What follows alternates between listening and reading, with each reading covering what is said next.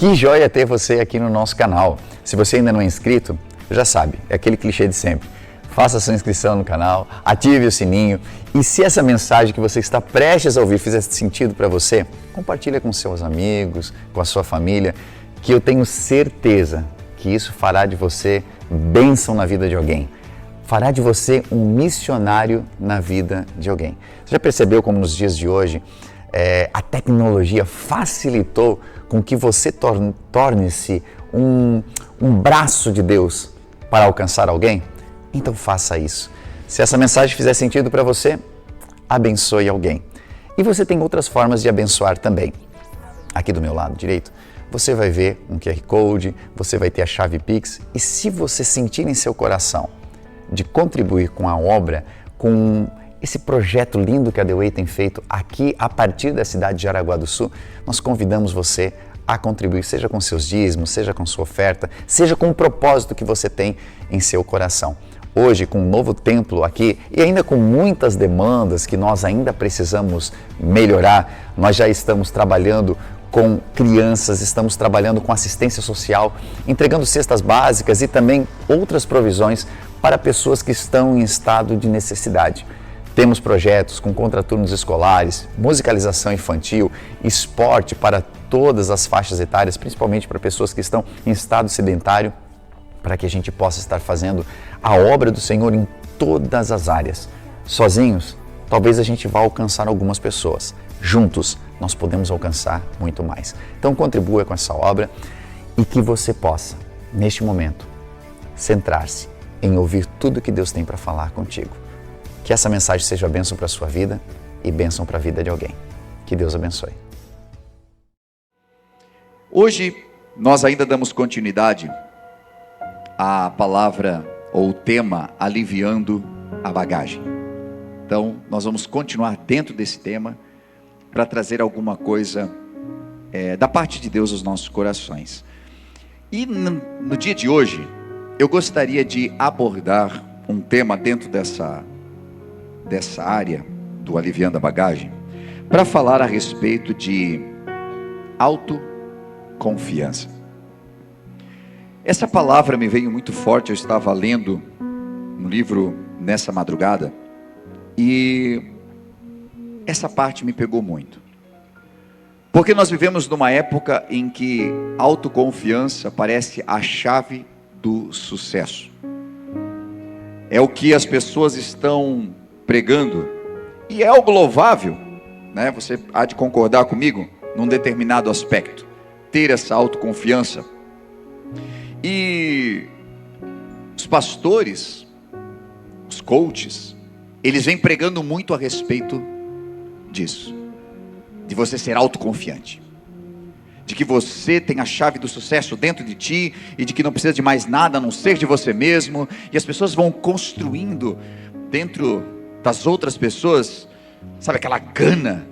E você sai de uma palestra ou você sai de um momento de culto, às vezes com sangue no olho, como a gente costuma dizer, né? Eu vou vencer e tá tudo em mim e eu sou suficiente. E a vida vai mostrando de que não é bem assim. Obviamente que nós levamos a pessoa a entender de que ela pode e de que ela tem responsabilidades e de que sim, ela é capaz, ainda mais quando ela entende algumas coisas, né? Quando ela entende que é filho de Deus, que é uma filha de Deus. Mas todo o sucesso da autoconfiança, ele está em você entender quem você é e quem Deus é, e se Ele está na sua vida. Porque eu tudo posso naquele que me fortalece. Se quem me fortalece não está, então eu nada posso. E biblicamente isso precisa ser compreendido, porque senão nós vendemos uma ideia de que aqui nós promovemos a sua autoconfiança, de que nós promovemos de que você é suficiente, e a realidade bíblica não é exatamente essa. Mas é óbvio que essa autoconfiança, às vezes, ela vem sendo construída em nós, através de pequenos sucessos que a gente vai tendo, pessoas que muitas vezes inflam o nosso ego, que colocam a gente para cima. Às vezes vem já da nossa infância, quando os pais nos super protegem de qualquer adversidade e dizem: uau, você é o máximo, você é o melhor, você consegue tudo. E às vezes promove para que a criança realmente consiga tudo. E ela pode estar criando um problema, porque quando o adulto vai lidar com dificuldades, quando o adulto vai lidar com algumas derrotas, vai lidar com muitos nãos, e não vai conseguir compreender muito bem isso. É preciso que a criança tenha os seus desafios, e algumas vezes ela vai chorar por uma derrota, e algumas vezes ela vai chorar por não conseguir alguma coisa, mas isso faz parte do processo.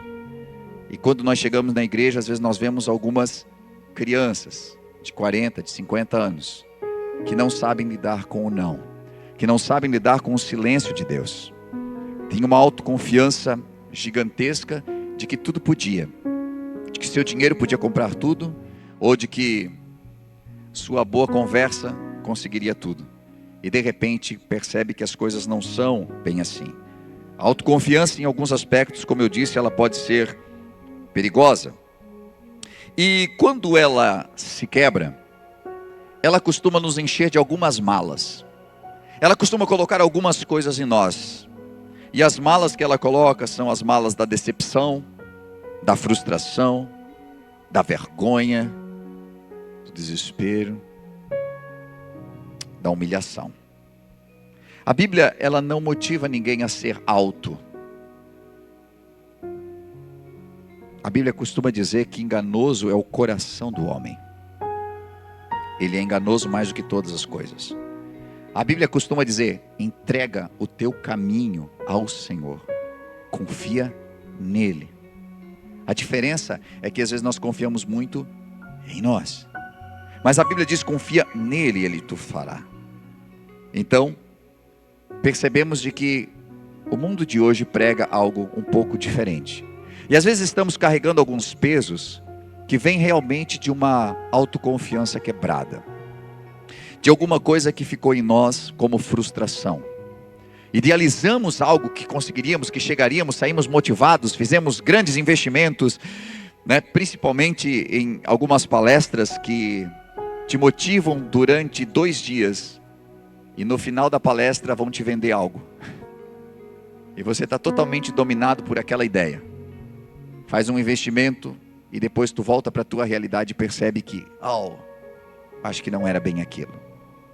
Mexeram na tua autoconfiança e você vem arrastando o problema agora, de uma dívida, o problema de ter feito um negócio sem consultar a tua esposa ou o teu marido, e a tua autoconfiança foi simplesmente quebrada. Eu quero não ficar apenas em exemplos assim, mas quero falar um pouquinho de alguém que veio muito forte nessa madrugada, que foi Pedro. Porque se você olhar para a vida de Pedro, ele foi um dos apóstolos, ou um discípulo de Jesus mais afoito. Foi o cara que mais falou. Você pode ler a respeito de Pedro e achar que ele foi bem metido em alguns aspectos, bem no nosso linguajar assim, né? O Pedro metido, que Jesus estava falando, ele já se colocava e já falava, já tinha ideia e já, né? Mas também você vai ver em Pedro um grande coração. Você vai ver na vida de Pedro uma pessoa que realmente era crédulo, tinha fé. Jesus falava umas coisas muito loucas e Pedro acreditava.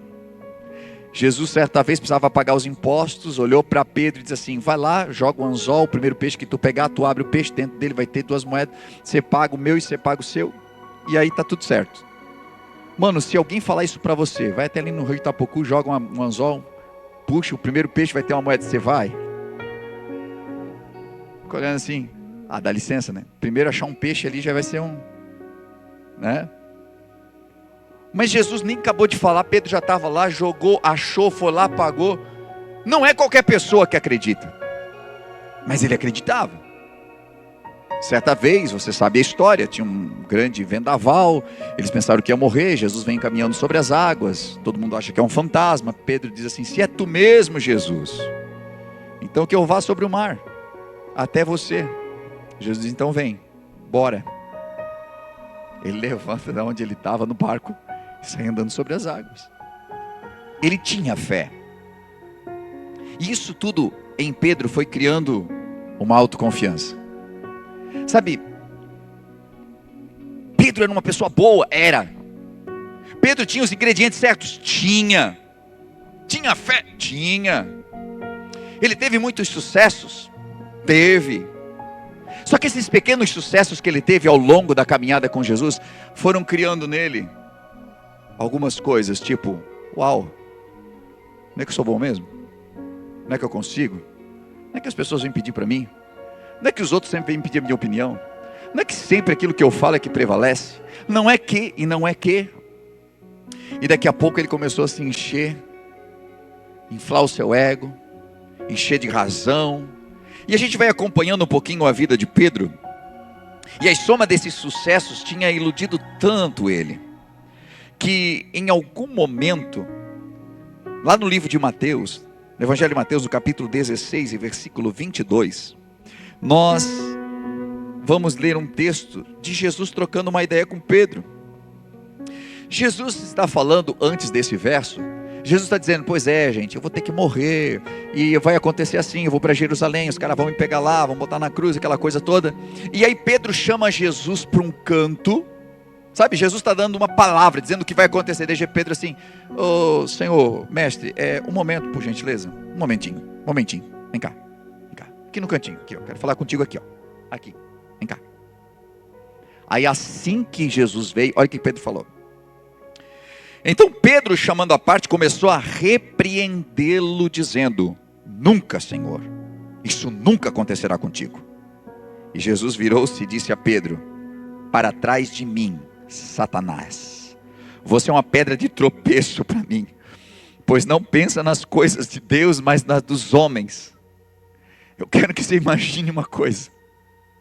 Eu quero que você imagine Jesus dando uma palestra, e daqui a pouco Pedro chama ele num canto e diz, está errado. Não é eu, gente. Não é eu dando uma palestra. Não é eu fazendo um culto e terminando o culto, alguém de vocês me chamando assim, não Jota, tu errou, hein? É aceitável. Por quê? Eu facilmente erro. Mas eu estou falando que Jesus estava dizendo o que ia acontecer, e aí Pedro, em algum momento sentiu de que, quer saber de uma coisa? Todo mundo diz que eu tenho um entendimento acima da média. Todo mundo está dizendo que eu sou uma referência. Todo mundo acha que eu alguma coisa. Ele se achou no direito de ensinar Jesus. Aí você pode pensar assim, tá de brincadeira que Pedro fez isso. Foi mesmo? Mas que ousadia, hein? Mas que cabra é esse, hein? Aí eu vou perguntar para você nesse momento assim, só pensa, não responde, não olha para o lado. Mas quantas vezes que eu já achei que eu podia ensinar Jesus? Quantas vezes que na minha oração já disse, Senhor, já pensei em tudo. Tu tens que fazer isso, tu tens que fazer aquilo, porque desse jeito não funciona. E daí eu estou achando que Pedro está errado. Mas quantas vezes a minha autoconfiança, ou eu saber das coisas, ou eu já ter analisado, ou segundo a minha ótica, e eu chego para Deus e digo, Senhor, segundo aquilo que eu tenho pensado ultimamente, veja bem, eu acho que nós temos opinião sobre muitas coisas, porque temos uma autoconfiança que nos diz de que sabemos melhor do que o outro, e sabemos melhor do que a esposa, sabemos melhor do que o marido, sabemos melhor do que o pastor, sabemos melhor do que quem está nos dando um conselho, sabemos melhor até do que o próprio Deus que está nos permitindo viver determinadas coisas, e dizemos, não Senhor, tem alguma coisa errada, eu sou teu servo, ando na tua presença, faço isso, aquilo, aquele outro, e não podia estar acontecendo isso comigo, tem alguma coisa de errado. Já estamos cheios das malas das frustrações, já estamos sobrecarregados de algumas coisas que a própria autoconfiança gerou em nós, expectativas de que estaríamos, mas daqui a pouco o processo nos coloca aqui, e isso aqui que eu estava esperando que acontecesse, trouxe uma sobrecarga para mim. E quantos de nós estamos sobrecarregados? Ainda mais porque às vezes a forma de Cristo tratar conosco, ou de Deus tratar conosco, nem sempre é tão mansa. Nem sempre é assim, filhinho, estás equivocado. Parece estranho a gente escutar Jesus dizer isso aqui, né? Para trás de mim, cão. Para trás de mim, Satanás. Você já foi chamado de Satanás alguma vez?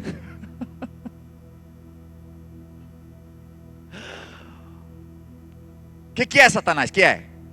Que tu está me atribulando?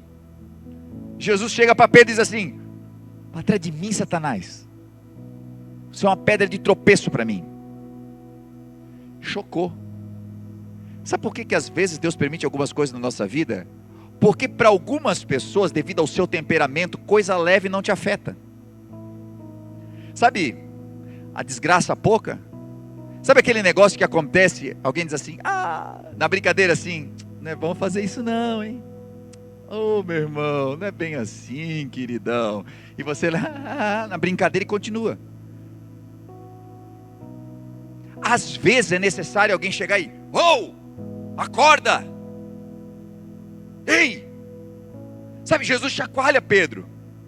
Mas sabe por que isso acontece? Se você volta um pouquinho, a gente estava ali nos versos de Mateus, no capítulo 16, versículo 22. No 15, no mesmo capítulo, gente, um pouquinho antes, Jesus pergunta, ele estava falando ali sobre as pessoas dizerem que ele era um, que era outro, não sabia quem ele era. Jesus pergunta, e vocês, quem dizem que eu sou? Simão Pedro, sempre ele, tu és o Cristo, o Filho do Deus vivo. E Jesus respondeu, bem-aventurado é você, Simão, filho de Jonas, porque isso não foi revelado a você pela carne ou pelo sangue, mas por meu Pai que está no céu. E eu digo que você é Pedro, sobre essa pedra edificarei a minha igreja, as portas do inferno não prevalecerão contra ela, não hão de vencê-la.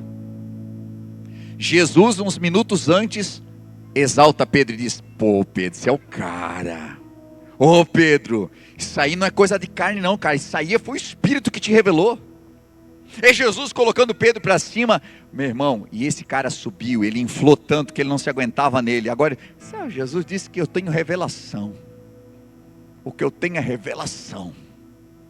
Agora ele está grandão, agora ele não é só um humano, agora ele está vendo coisas espirituais.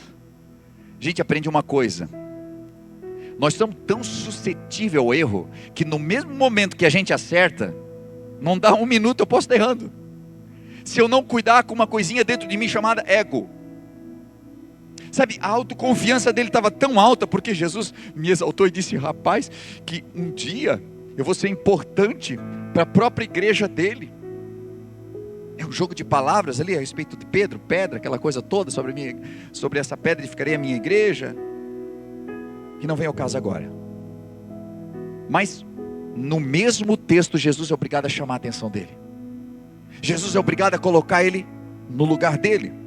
E aí nós vamos vendo que na última ceia, lá em Lucas, no capítulo 22, vai falar sobre a última ceia. Jesus está preparando ali, né, para despedir deles, aquela coisa toda. Eles não estão ligados em tudo que está acontecendo.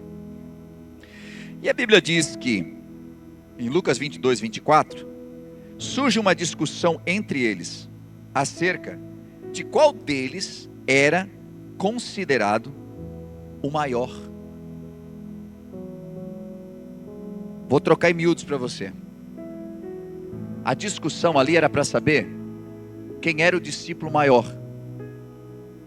quem era o bom, quem era o grandão, quem é que tinha mais poder. A Bíblia não fala aqui, mas precisa dizer quem estava nessa discussão? Será que a gente precisa de nomes aqui? Eu fico imaginando a discussão entre eles para saber quem era o maior. E um dizendo, pois é, mas eu que encontrei o menino que tinha 5 pães e 2 peixes. E outro, mas fui eu ali que consegui naquele dia trazer as pessoas para serem curadas.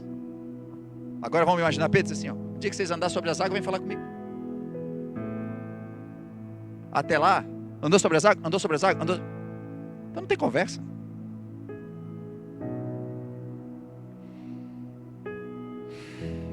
Grandão, sabe? Ele não se aguentava nele mesmo. Ele via tantas qualidades nele, ele via tanta coisa boa. Lembra que semana passada nós falamos sobre a listinha de coisas boas que a gente carrega com a gente, né? Uau, Pedro era demais. Versículo 31, capítulo 22, versículo 31 em diante. Jesus adverte mais uma vez, queridão. Simão, Simão, eis que Satanás pediu para peneirar vocês como se faz com o trigo. Contudo, eu orei por você, para que sua fé não desfaleça. Quando porém você se converter, quando te converter, Pedro, quando você chegar nesse nível de conversão, fortalece seus irmãos. Ele, porém, respondeu. Sabe a pessoa que não processa o que tu está falando? Sabe a pessoa que tem uma ideia fixa? Ela tem uma ideia fixa sobre alguma coisa e não importa o que você diga. É aquela pessoa que tu está falando e ela está dizendo e já solta uma outra coisa. Ela não ouviu o que você falou. Ela tem uma ideia, aí todo mundo está dando a ideia, não para ponderar. Diz assim, então, como eu estava dizendo aqui, volta para a ideia dela. Olha o que Pedro vai dizer para Jesus. Senhor, eu estou pronto para ir contigo, para a prisão ou para a morte. E aí a continuidade, Jesus vai jogar o balde de água fria nele, no versículo de número 34. Pedro, eu te digo, ainda hoje, antes que o galo cante 3 vezes, você vai me negar. Todo esse caminho eu fiz para a gente perceber como é fácil da gente se enganar. Como é fácil de a gente estar até no Espírito, ser usado por Deus, mas rapidamente,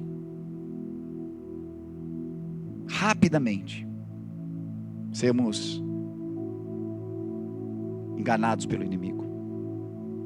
Agora, aquele cara todo autoconfiante, você conhece a história, Jesus está lá apanhando, Pedro está de longe. Ele disse, a prisão e a morte irei contigo. Mas agora ele está de longe. E alguém chega assim, escuta aqui, tu não é da The Way, não? Tu não é da igreja? Tu não é seguidor de Jesus? E Pedro diz assim,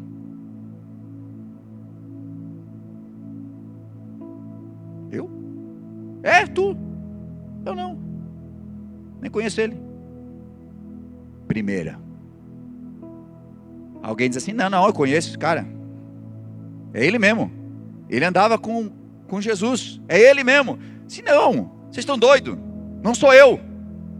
Segunda, aí alguém diz assim, claro que é, aqui ó, ele fala até igual, até o jeitinho de falar é igual.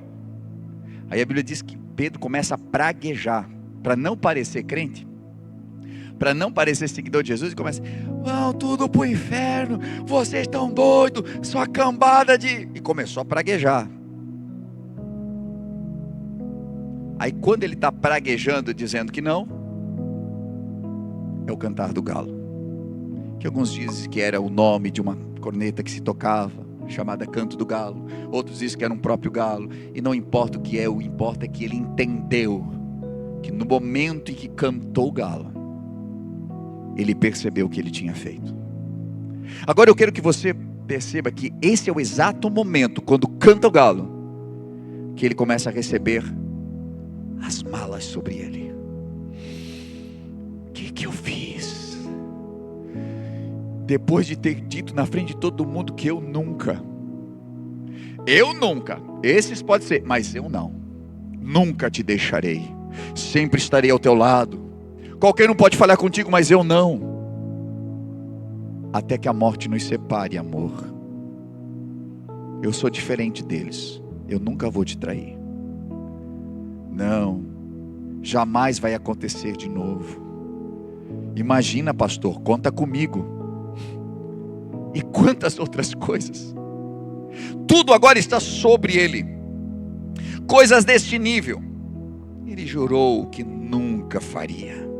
Mas agora o galo canta e ele entende quão miserável ele é.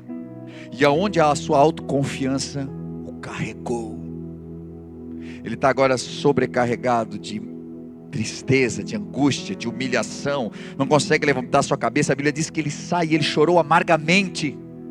Consegue imaginar aquele homem zarrão agora, com as suas mãos cravadas na cara, gritando, esbravejando com ele mesmo, e dizendo: por quê? Por quê? Foi enganado por si mesmo, pela sua autossuficiência, de achar que ele podia tudo sozinho, de que ele não precisava da direção do mestre, e o mestre estava ali do lado, dizendo para ele o que ele deveria fazer, e tudo o que poderia acontecer. E aí nós vamos na continuidade. Eu quero acelerar aqui, não quero me demorar. Ele está muito frustrado.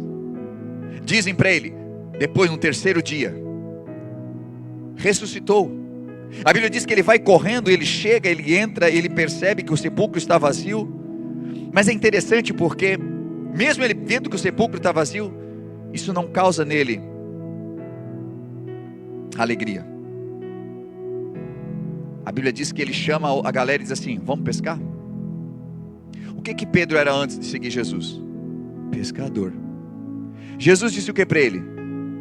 Quero fazer de você pescador de homens, né? Mas agora, frustrado, mesmo vendo as evidências de que Cristo estava certo e que ele estava no negócio todo, ele olha para aquilo e pensa: quer saber de uma coisa?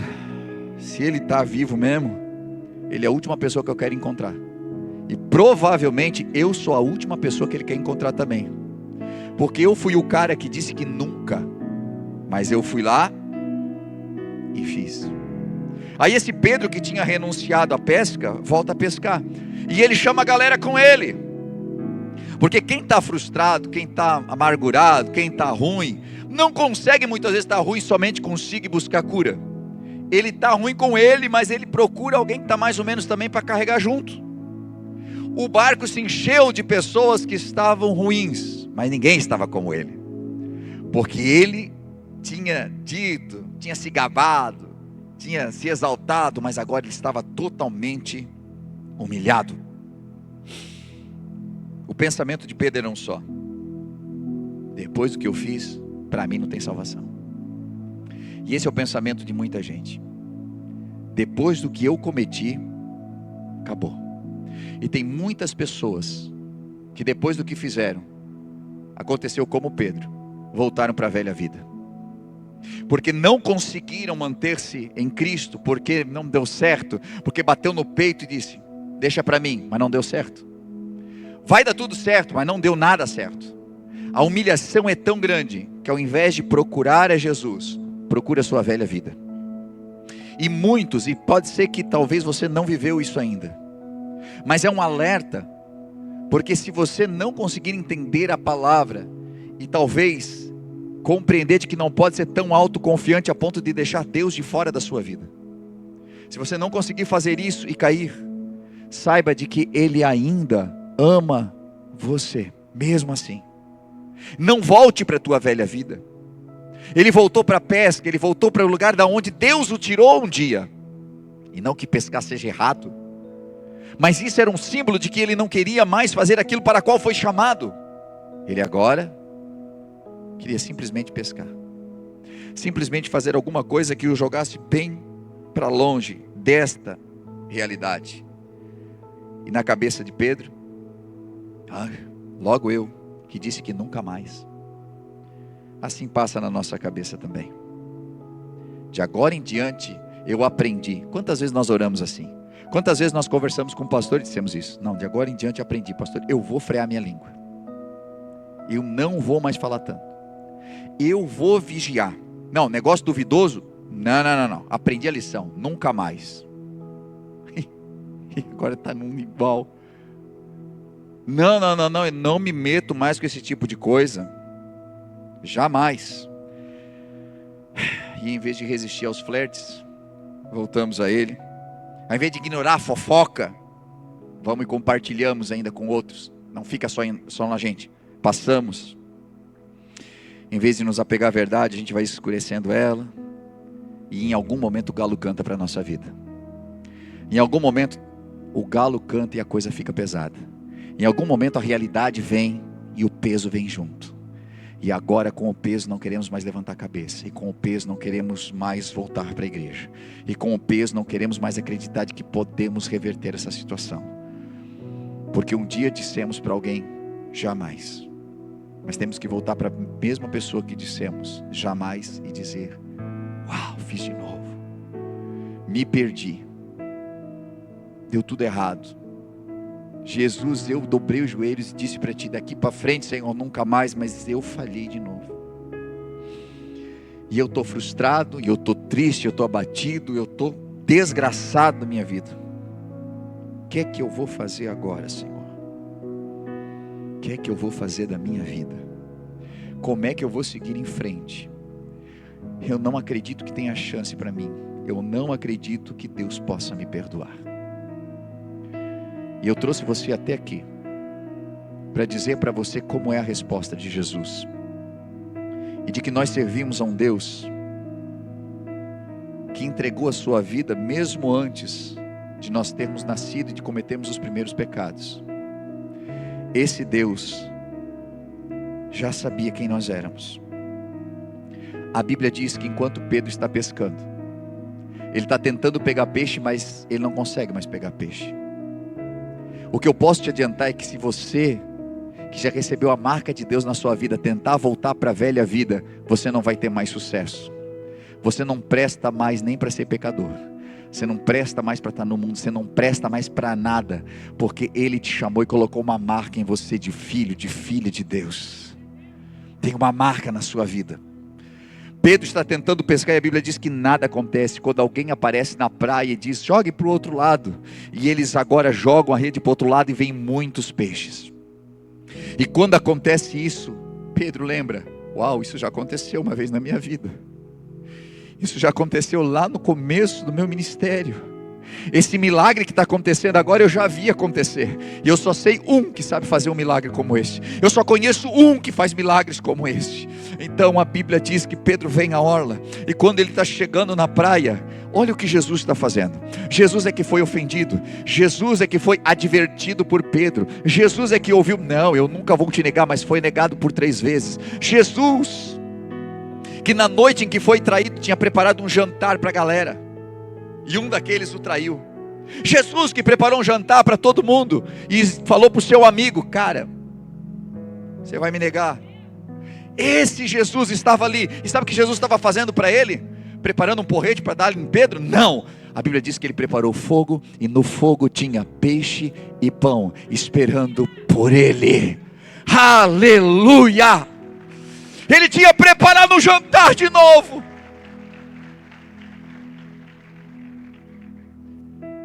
Talvez foi a forma de você compreender algo que foi escrito milênios antes, num dos salmos mais conhecidos da Bíblia. Preparas uma mesa perante mim, na presença dos meus inimigos. Ao redor de Pedro, estavam todos os demônios, dizendo de que não vai dar certo, tu nunca vai se levantar, você nunca vai sair dessa. Assim como muitas vezes ao redor de nós, tudo diz contrário, você não vai conseguir, não vai dar certo, essas pessoas não te amam, essa pessoa não te quer mais, aquela pessoa nunca vai confiar em você, você nunca vai ser ninguém na vida, você nunca vai ser ninguém na igreja, Deus não está olhando para você. Quantas coisas estão ao nosso redor, mas quando nós viemos para a presença de Deus, quando nós chegamos na igreja, ao invés de nós recebermos uma sentença a partir de Cristo, dizendo, eu não quero mais você, eu não amo mais você, Ele prepara o quê? Uma mesa perante os nossos inimigos. Ele tem peixe preparado, Ele tem pão preparado, Ele tem esse alimento preparado para te entregar nessa noite e dizer para você o que Ele veio para dizer para Pedro. Ele veio e prepara para Pedro. Pedro preparou o que para ele? Negação. Mas o que Ele prepara? O melhor. Vocês não pescaram nada, né? Vocês tentaram a noite inteira, né? Vocês devem estar com fome. Agora pegaram, né? Mas olha, vocês não precisam preparar nada, porque eu já preparei para vocês. Eu quero que vocês sentem aqui ao redor dessa fogueira. Eu quero que vocês se aqueçam. Eu quero que vocês comam. Em algum momento Jesus chama Pedro à parte. Vocês lembram quando Pedro chamou Jesus à parte? Ele chama Jesus à parte para repreender Jesus, diz assim, não fala mais isso. Agora Jesus pega Pedro pela mão e diz assim, vem aqui à parte comigo, quero falar contigo. O que nós esperamos quando alguém que nós fazemos mal vem até nós. E é no momento que a gente está todo quebrado, a gente pensa, agora veio para moer mesmo. Jesus chama Pedro à parte e pergunta: você me ama?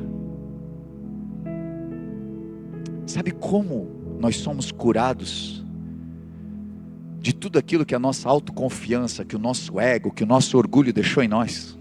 De todo o resíduo que deixou, de todo o lixo que nos deixou carregando, que nos trouxe tanta humilhação, que nos trouxe tanta frustração, que nos trouxe tanta destruição.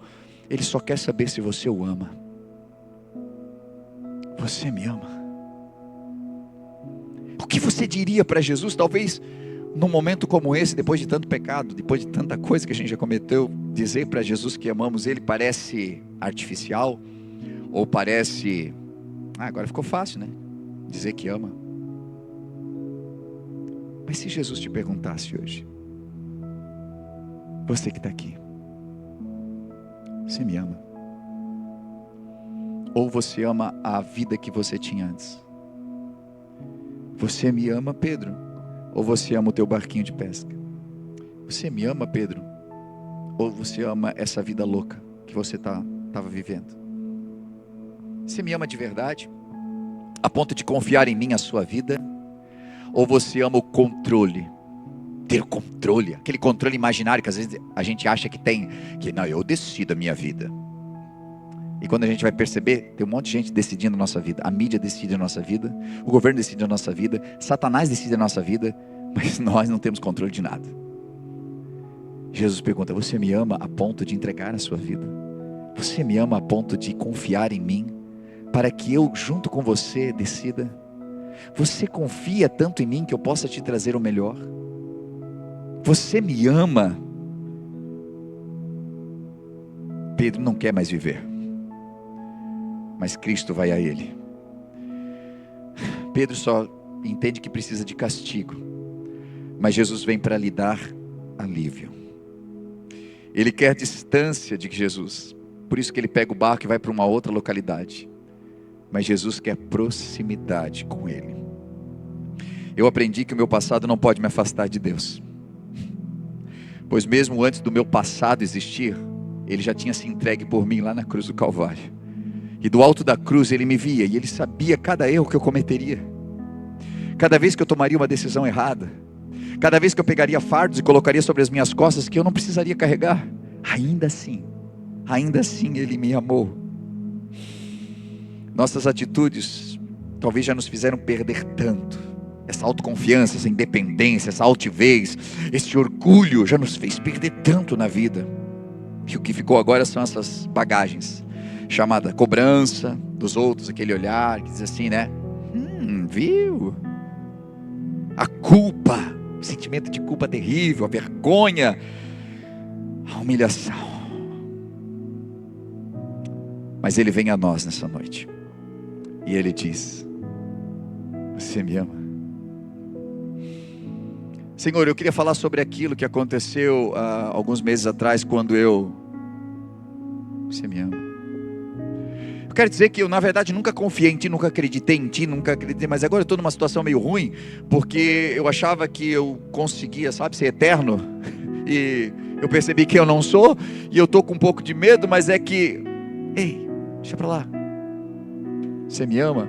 Não, mas é porque se eu vou dizer que eu te amo agora, vai parecer que eu só estou interessado em Ti. Ei, eu conheço o coração. Se você me disser com os lábios, mas não me disser com o coração, eu vou saber que é mentira. Você está diante de um Deus que conhece você por inteiro. Ele está diante de um Deus que sabe se é verdade ou mentira. Você está diante de um Deus que não é pego nos teus discursos, nas tuas mentiras, não é pego em nada disso, mas que sabe exatamente o que está no seu coração. Pedro não consegue dizer que o ama, então ele diz: Senhor, quando a gente traduz do original a palavra grega, porque para nós brasileiros amor é amor, né? A gente ama tudo, não importa o nível. No grego tem várias palavras que definem amor. É como se ele dissesse: sabe que eu gosto de ti, né? Ah, mas eu estou perguntando se tu me ama. Senhor, eu gosto de ti. Pedro, tu gosta de mim? Aí ele diz: Senhor, tu sabes tudo, tu sabe que eu te amo. E Jesus diz o que para ele? Pois é, rapaz, mas eu estava vendo aqui, a lista dos teus pecados é meio grande. Então, tudo aquilo que era para ti, o sonho que eu tinha para ti, eu vou passar para o João, porque ele pelo menos ficou ali embaixo da cruz, né? Vai cuidar da minha mãe, mas tu, infelizmente, Jesus diz: apacenta as minhas ovelhas. Pedro recebe perdão, Pedro recebe o abraço, Pedro recebe restauração. Pedro permanece no cenáculo, onde Jesus disse que era para eles esperar. Pedro é cheio do Espírito Santo. Pedro se levanta no dia que é cheio do Espírito Santo e prega, e mais de 3.000 almas se convertem. Pedro é preso, na prisão ele apanha. Quando liberam ele sai glorificando, diz assim: uau, apanhei, cara, mas apanhei por ele. Não dá nem para imaginar isso, né? Mas ele falou. Prenderam Pedro e ele dormiu tranquilo, porque sabia que aquele que um dia o restaurou e aliviou a sua bagagem estava de olho nele. E a Bíblia diz que Deus mandou um anjo, arrancou Pedro da prisão. Pedro saiu, continuou pregando o evangelho. Pedro continuou sendo tremendamente usado por Deus, continuou vindo e arrastando vidas para o Senhor, até que a tradição diz que em Roma ele foi morto. Mataram Pedro, iam colocá-lo numa cruz, e talvez era aquela última prova de Pedro. Ele olhou para aquela cruz assim: uau, duvido que algum dos meus amigos morreu numa cruz, mas eu vou morrer igual um mestre. Podia não? Já pensou, o cara fez tudo certo depois, mas aquela última provinha, ele olha para aquela cruz: não, Satanás, para trás. Sabe aquilo que ele ouviu aquela vez de Jesus? Agora ele diz para o próprio cão: para trás de mim, Satanás, bota essa cruz de cabeça para baixo, porque eu não sou capaz de morrer como o meu mestre morreu na cruz. Eu não sou digno de morrer como ele. E Pedro foi crucificado de cabeça para baixo. Ele venceu, e você também pode vencer. Vamos colocar de pé, por gentileza, aleluia!